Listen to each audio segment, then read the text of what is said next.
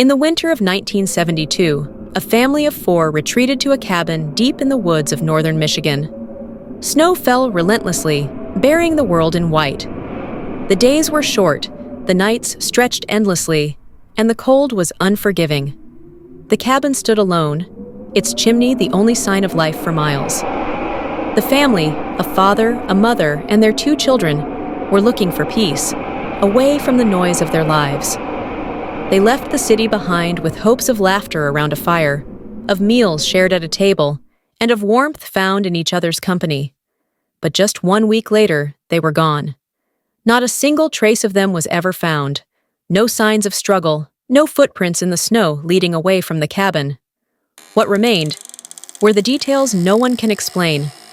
The journal entries, the scratches on the walls, the neighbors who claimed to see movement at night. Some say the family was taken by the cold. Others believe something else waited for them in those woods. And if you stand at the tree line today, you'll hear it. That faint echo of a door slamming shut, somewhere deep in the snow. What happened inside that cabin on that freezing night? The cabin, once a warm family retreat, now stands as a decaying memory of what once was. In its prime, the small wooden home had been a place for joy, a sanctuary where children's laughter mingled with the crackle of a fireplace. But over time, as winters grew harsher and the forest grew darker, the cabin was left behind, forgotten. By the winter of 1972, it was a hollowed-out shell, a ruin standing defiant against the snow and the silence. It was here that the Johnson family arrived. Tom, the father, had always been a dreamer. He spoke of a simpler life, away from the stress of the city. His wife, Sarah, shared his hope, but could never quite shake the uneasy feeling that followed her from the moment they began the long drive up the snowy path. She glanced back at the kids. Danny, just 8 years old, sat silently, staring out the window as if searching for something between the trees. Beside him, Emily, a teenager too, wrapped up in her phone to notice the tension building in her mother's chest. The drive was long, the road narrow, and by the time they reached the cabin, the light was already beginning to fail. A family friend had warned them before they left. "That cabin?" he said, shaking his head. "I wouldn't stay there, not in the winter." But Tom laughed it off, brushing away old rumors and ghost stories. The Johnsons unpacked their things quickly. The cold pressed down on them, biting through their clothes as the wind howled through the branches. Inside, the cabin groaned under the weight of age and frost. The walls were thin, the windows old. It wasn't much, but it was theirs, at least for the week. The first night passed quietly, though Sarah never quite felt at ease. She busied herself setting up the kitchen while Tom tried to get a fire started. Emily disappeared to her room, phone glued to her hand. Danny sat cross-legged on the floor in front of the window. When Sarah called for him to help, he didn't move. "Danny?" she said again, stepping closer. The boy's breath fogged the cold glass as he pointed toward the trees outside. "Someone's out there," he whispered. Sarah looked, but saw nothing, just the thick, unmoving wall of snow and the dark silhouette of trees beyond. Moments like this came and went in flashes. Tom joked that Danny's imagination was running wild. Sarah, trying to dismiss her unease, laughed along. But that night, as the family settled into their routine, Tom reading by the fire, Sarah sketching plans for the week, Emily lost in her phone, small things began to happen. The sound of floorboards creaking upstairs, though no one was there. The old wind chime, ringing faintly despite the stillness of the air. And in the quiet, just before midnight, Emily's voice broke the silence. "Did you hear that?" she asked, her eyes darting up from her phone. Tom looked over, firelight dancing across his face. "Hear what?" "It sounded like laughing, outside." Tom tried to reassure her, but Sarah heard it too. That sound carried on the wind, a laugh that didn't belong to the trees, or the forest, or the cold. For a long moment, no one spoke. Then Tom forced a smile. "Probably the wind," he said. "This place is old. We're all tired. Let's get some sleep." One by one, they retired to their rooms. The fire burned low in the living room, shadows stretching long across the cabin floor. As Sarah pulled the blankets tighter around her shoulders, she swore she heard footsteps, faint and deliberate, moving slowly just outside the bedroom door. But when she looked, there was nothing there, only darkness. The snow fell heavier that night. The house creaked under its weight, and deep in the forest beyond the cabin, something else seemed to stir, as if it had been waiting, watching. The second day at the cabin began quietly. Snow continued to fall, heavier now, thickening the silence. The wind that had howled through the night was gone, replaced by an unsettling calm. Sarah woke early, her breath visible in the cold air of the bedroom. She pulled on her sweater, glancing at Tom still asleep, and went to the kitchen to start coffee. For a moment, everything seemed normal, but it was the kind of calm that doesn't last. Emily woke late, as teenagers do. She wandered downstairs, her phone in hand, earbuds in, oblivious to the tension lingering in the air. As she poured cereal into a bowl, her gaze drifted toward the large window that overlooked the tree line. For a while, she stared out, watching the trees stand like silent sentinels. Then she saw it, a figure, standing just at the edge of the woods, perfectly still. The figure didn't move, didn't step forward, just watched. Emily blinked, her breath catching in her throat. When she looked again, it was gone. She didn't say anything. Maybe she thought it was a trick of the light, or maybe she didn't want to know the truth. By afternoon, the family tried to settle in. Tom busied himself chopping wood out back. Sarah cleaned the kitchen, humming nervously to fill the silence. Danny sat on the floor, playing with his toy car. The bright red vehicle rolled across the old wooden floor, wheels squeaking faintly. And then, it stopped. For a long moment, Danny stared at the toy. The air in the room seemed to still. Then, the car moved again. Only this time, Danny hadn't touched it. Sarah turned at the sound of the squeaking wheels. She saw Danny crouched on the floor, his tiny shoulders tense, staring at the toy car as it bumped gently into the far wall. "Danny?" she said. Her voice was steady, though her hands trembled. "What are you doing?" Danny didn't look at her.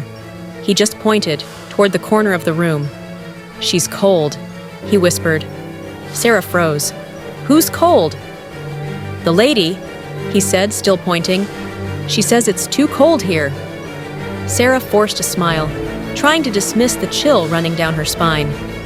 "Danny, there's no one there," she said, her voice a little too quick, a little too sharp. But Danny didn't respond.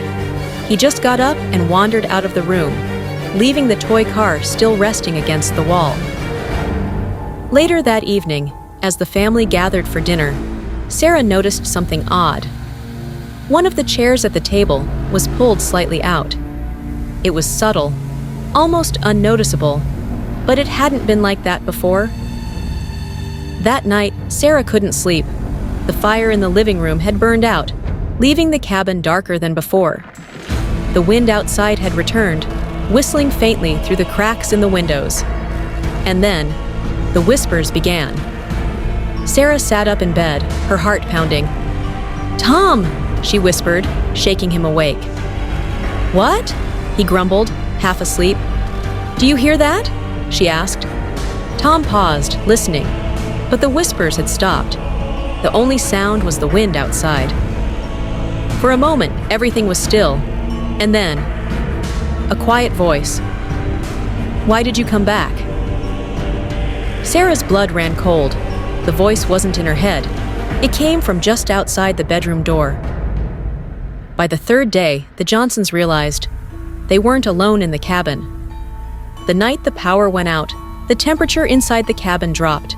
The fire in the living room was out, and the only light came from Sarah's candle, its flame dancing weakly against the darkness. Outside, the snowstorm raged on, pressing the cabin into the earth, as though trying to swallow it whole. It started with a low hum, barely audible, like someone singing far off in the woods. Then, the lights flickered once, twice, and went dark. Tom grabbed the flashlight, cursing under his breath. "Probably the power lines," he said, though his voice lacked conviction. He opened the door to check outside. The cold slammed into him like a wall, freezing the air in his lungs.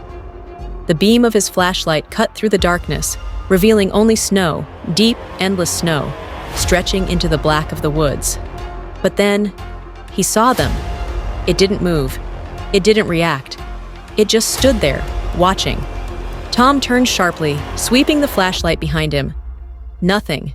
But when he turned back, the figure was closer. Footprints began to appear in the snow, one by one, leading toward him, but no one was making them. Tom stumbled back inside, bolting the door, sweat freezing on his brow. "It's nothing," he told Sarah, his voice shaking. But outside, the footprints had stopped, right at the door. Night 2 was worse. At 3 a.m., Sarah woke to a soft thud. She rose, quietly stepping into the hallway, and saw Danny. He was just standing there, still, staring at the wall. "Danny?" Tom whispered, stepping closer. But Danny didn't turn. "She says she's cold," Danny repeated. "Who's cold?" Tom asked. Slowly. Danny turned to look at his father, his eyes wide and vacant. "The woman who doesn't like us here." By day, things seemed normal, but by night, the whispers returned, growing louder, closer, filling the walls with voices no one could understand. Emily's phone began to glitch. She scrolled through her gallery one night, searching for a photo. And then she saw it. There was someone else in the photo, someone who wasn't there before. That's when Sarah found the journal.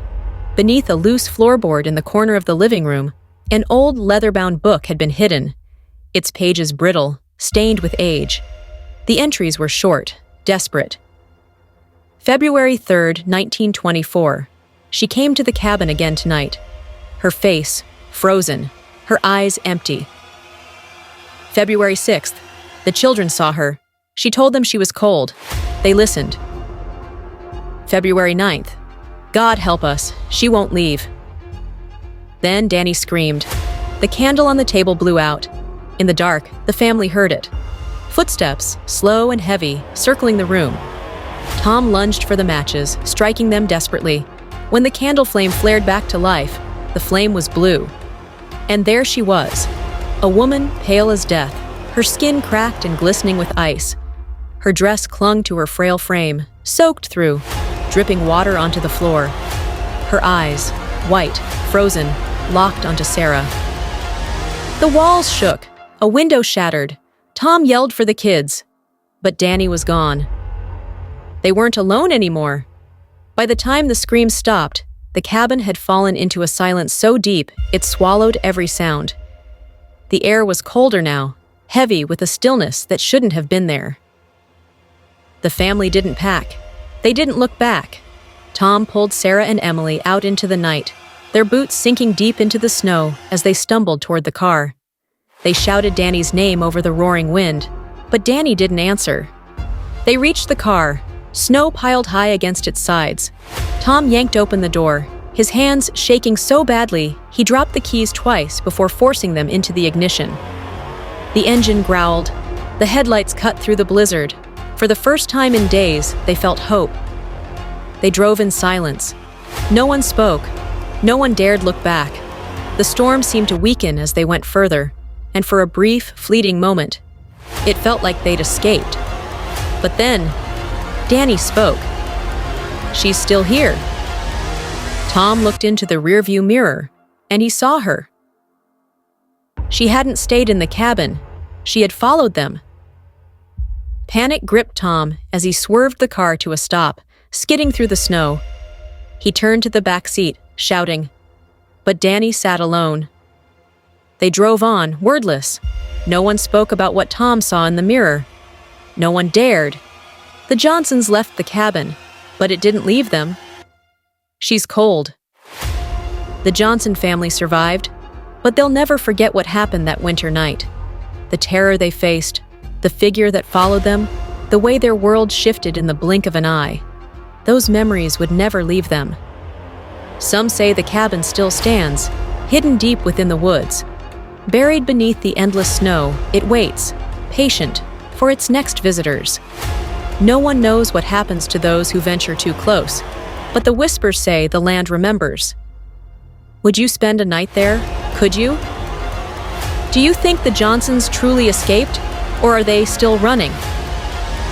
Tell us, what's the scariest winter story you've ever heard? Have you ever experienced something so chilling, so impossible to explain, that it still haunts you? If you enjoyed this terrifying tale, don't forget to like, subscribe, and turn on notifications so you never miss another chilling story. We've got something even darker coming your way next week. Until then, remember, some places are better left untouched, some stories are better left untold, but we will keep telling them for you and for the ones who are still listening